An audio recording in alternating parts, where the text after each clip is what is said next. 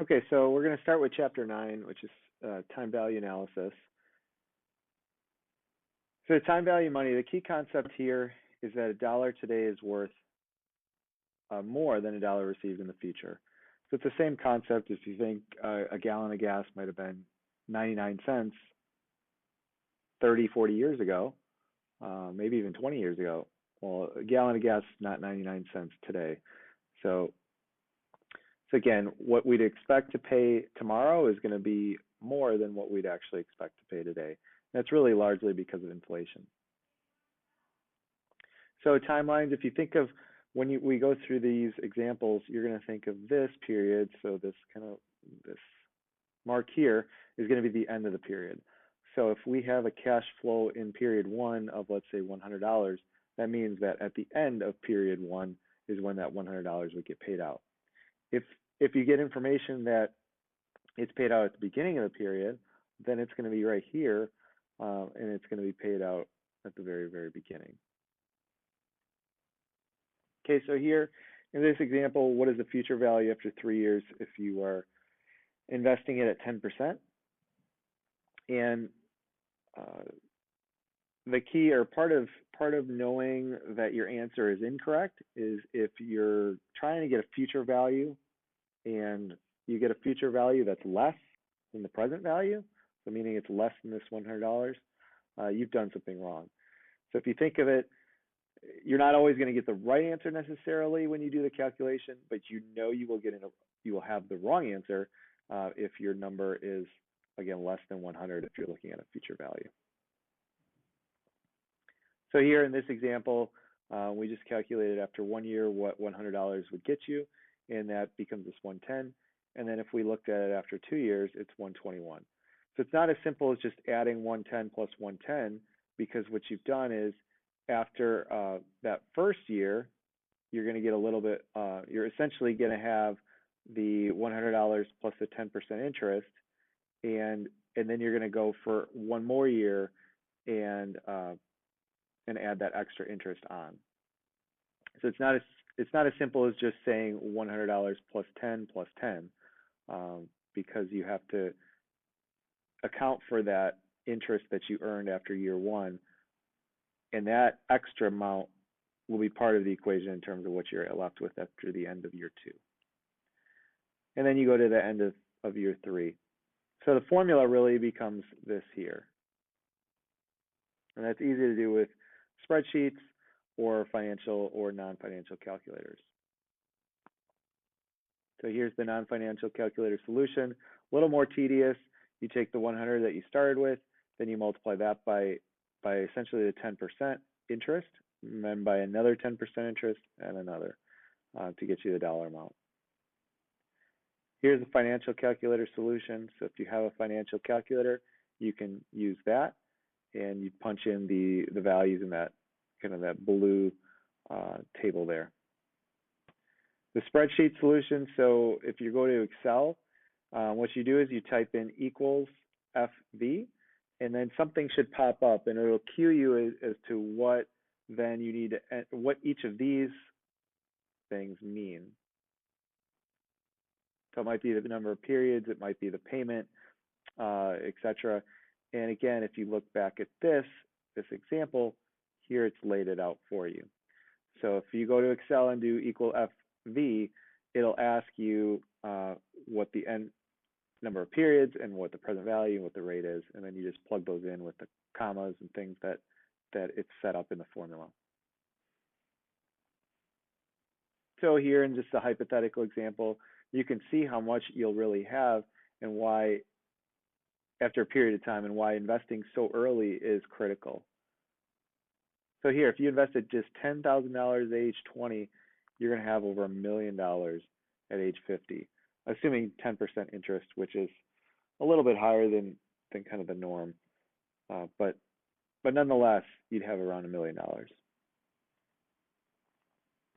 So here, shifting gears a little bit, now we're talking PV, which is present value.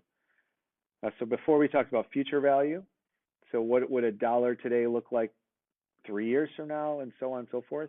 Now we have some future value. So here in this case, $100, we're saying at the end of year 3, I'm going to get $100. So what is $100 worth today? So essentially at this point in time right here, what is $100 worth today? And again, you know that interest rate's 10%, this example.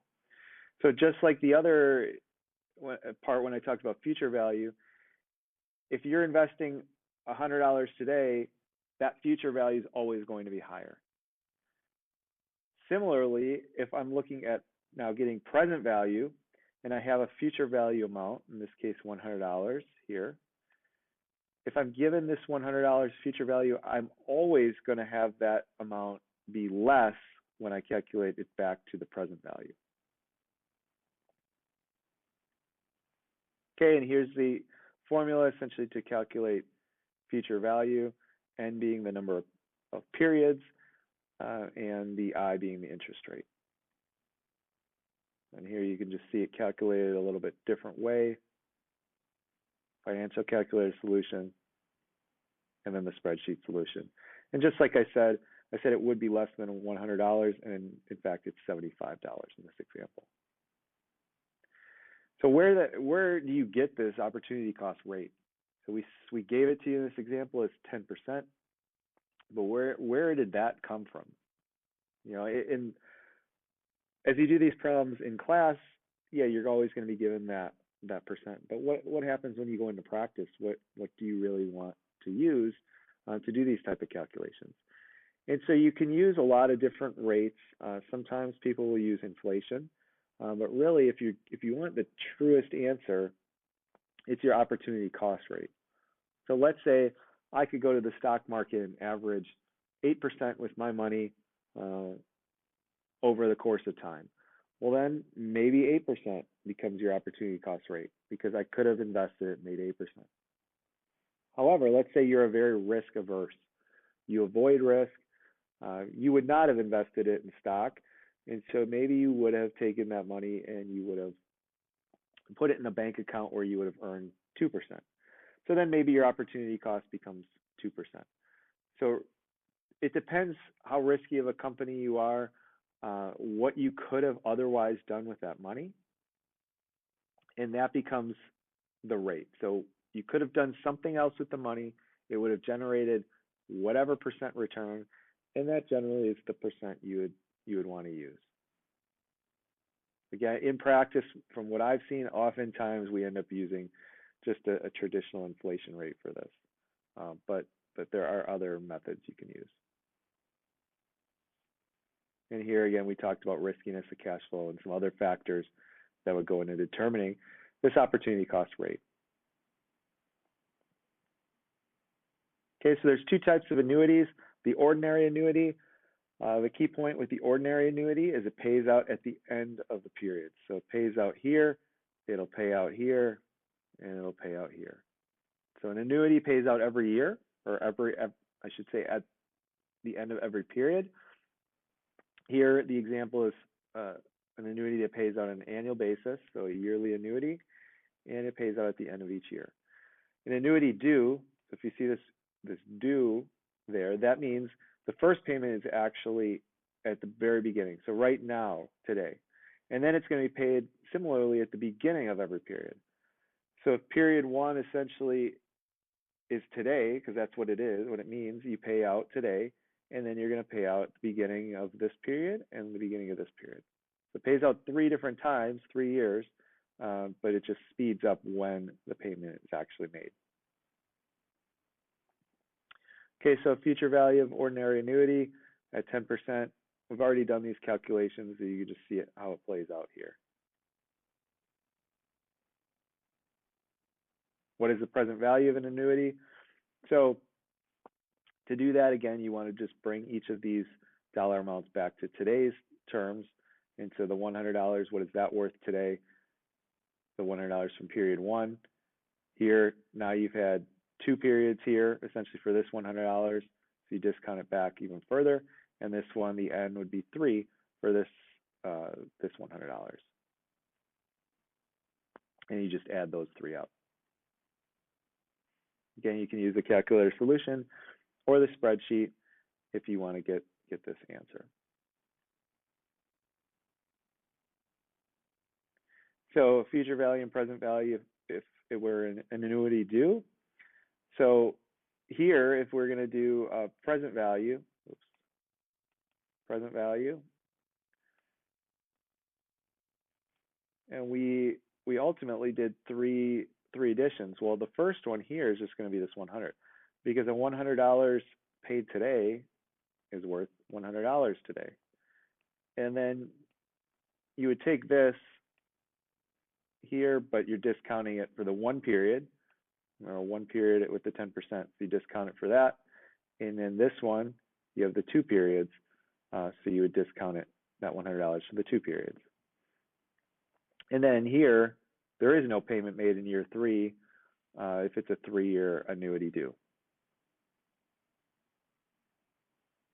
And again, here's how you can get the answer using a calculator and using Excel. Key distinction again is this part here.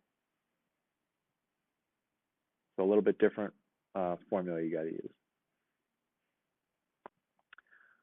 Perpetuities last forever, so it's an annuity. It's, let's say somebody's going to pay you $100 for the rest of your life, then it's considered a perpetuity.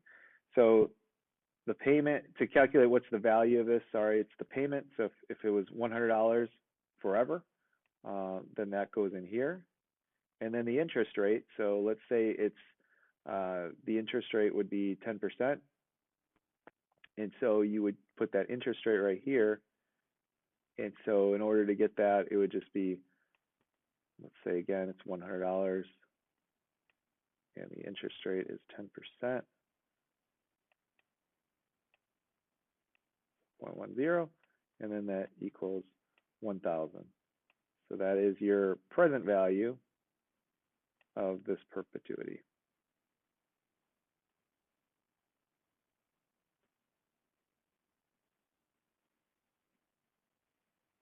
Okay, now what happens if you have uneven cash flows? So meaning at the end of year 1, you're going to get a certain amount of money. At the end of year 2 and 3 and so forth, you get different amounts of money from whatever investment you project to make.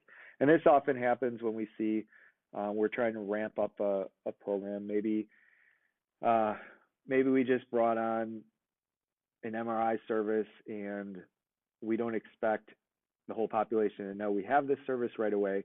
So we expect our volume to be a little bit lower in the beginning. And then as we market this procedure, then we expect to get more money and more volume later on. So all you're going to do in this case, again, is just bring these dollar amounts back to what today's value is. And the key is you have to look at when this payment is being made. So here at the end of period 1, we expect to come out with $100. And at the end of period 2, it's $300. So you're just discounting each of these back to what's today's value. In this, you'll often hear this term called NPV. So a positive NPV, which this is $530. A positive NPV means that you have a project that is worth more than what the cost of capital really is. So we'll show you an example of what that means. But a positive NPV is a very good thing. So here's a spreadsheet solution to where you have uneven values per year. The key difference is now you didn't do PV, you do NPV.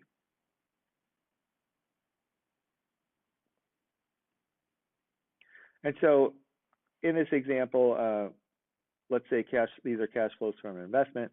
How much would you be willing to pay for the cash flows? So if I go back here and I say these cash flows are worth $530 above this 10% rate.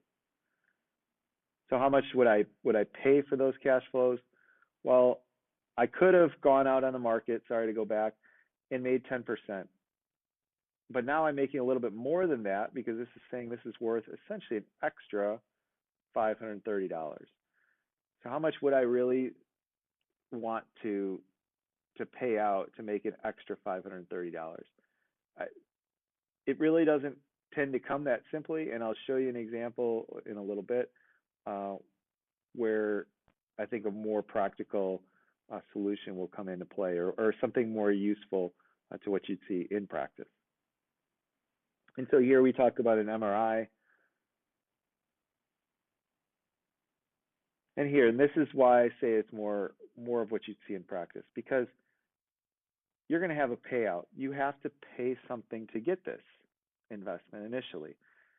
So it may be buying some equipment, and that's what it would be in this case. This $1,500, well, in this case it's thousands, so $1.5 million of an initial investment in this equipment, and then you project to get this sort of income, so revenue minus expense, income from this MRI each year afterwards. Okay, so that's how you'd end up looking at or approaching the problem. Again, this does not mean you had people pay you $310 at the end of year one. This means that the expected cash flow, so again, positive minus negative for the MRI. So maybe in year zero, you bought the equipment, so it cost you $1.5 million.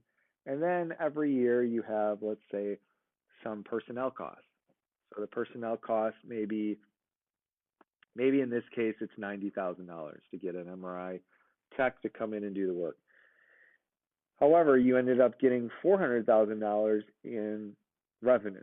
So you saw X number of visits, and each visit paid you a certain amount of money, and so you got $400,000. $400,000 minus the 90 would give you this 310. And so that's kind of how you think about this in a real world situation when you're looking at cash flows. And so then you would discount each one back to what the present value is. And we already have this $1,500. That is already discounted to the present value because we're buying it today. And so, again, the simple dollar return is incorrect, because what that's saying is $1 tomorrow is worth the same as $1 today, which we know is not true. That's the reason you have a stock market and why people invest money. $1 today is not worth the same as $1 tomorrow. Discounted cash flow, this is what we've done from the beginning, and the NPV is really the key formula you'd want to use when calculating this. So positive NPV, again here, as I mentioned at the last example, that means that you've exceeded this 8%. So it cost you $1.5 million. That investment is bringing a positive return above the 8%. So it's a good thing to at least consider. If it was a negative NPV, it's something you would not want to consider from a financial perspective.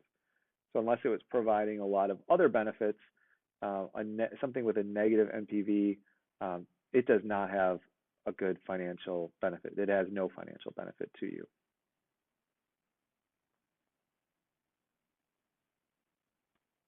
Okay, and so really that interest rate becomes important, and getting the right interest rate is helpful. An NPV of 0 means the project just earns its opportunity cost rate. So in that last example, that was 8%. We said we could earn 8% on a similarly risky project or similarly risky investment. And if this was also going to return 8% on average per year, you would have a 0.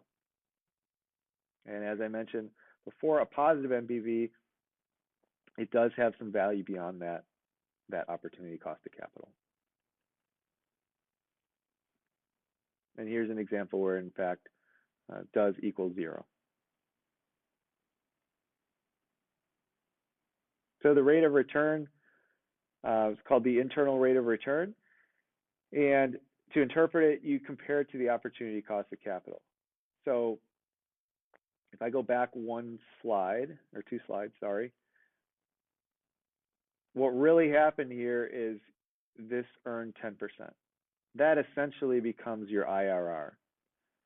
We previously had said 8% was the opportunity cost, and so that's what we would have done, and we did do it actually. If I go back, sorry to go back on you, we did that here, and that gave this positive NPV. So what that says is the IRR, since this is positive here, the IRR has to be greater than this. So another kind of check for you is if that's positive, the IRR again has to be greater than that opportunity cost of capital.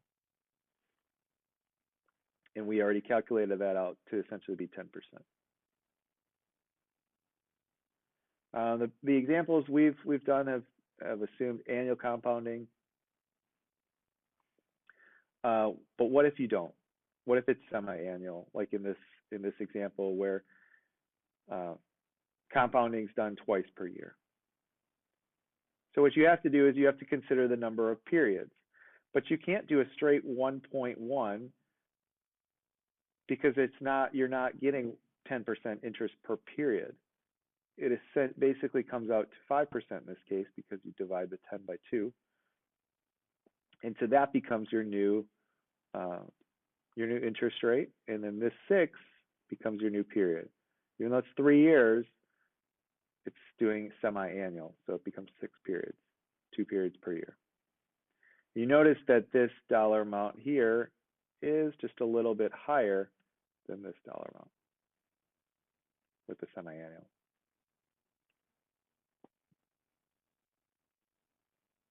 An effective annual rate, you often see this called APR when you're doing buying homes or other type of loans, car loans. They'll have a rate, and then they'll do an APR, which is tends to be slightly different, just like in this case.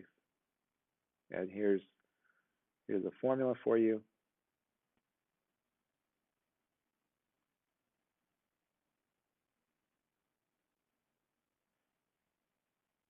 You can put in a financial calculator as well. So a couple key points here that I wanted to summarize. If it's a positive NPV, that means your internal rate of return is greater than your cost of capital. Again, that's a good thing. So positive NPV, positive return on your investment, beyond what you could have done with a similarly risky investment. Another takeaway is that if you're calculating present value, the present value is going to be less than what the future value is. Similarly, future value will be more than what the present value is. That's all for this session on Chapter 9.